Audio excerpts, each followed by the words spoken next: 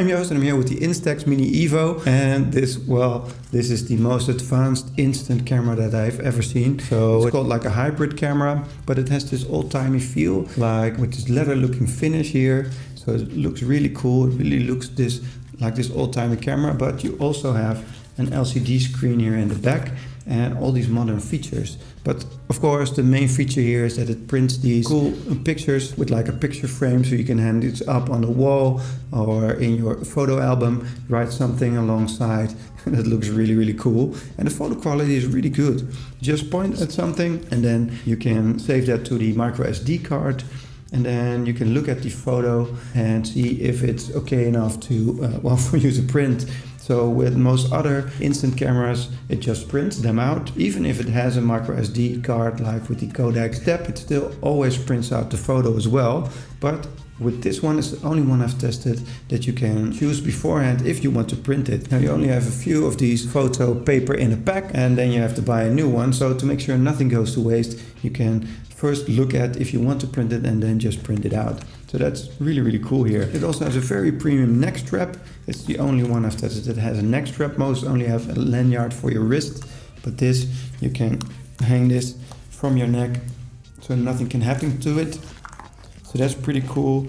But it doesn't come with any lens protection whatsoever. So if you're going to take this with you a lot, I'd invest in like a case for it as well. Now, using it is pretty easy. You have the menu right here in the back, so you can click through it, and you also have all these different settings for your photos, which is also an advantage here of a camera like this, whereas other point and click cameras mostly only have just like the one setting or just a few settings. But it's still very intuitive and easy to use, especially if you're used to digital cameras. It also has a wire right here, screw wire, so you can screw this onto like any camera equipment like tripods or anything, so you can set this down and still shoot. And the only thing missing here is a viewfinder.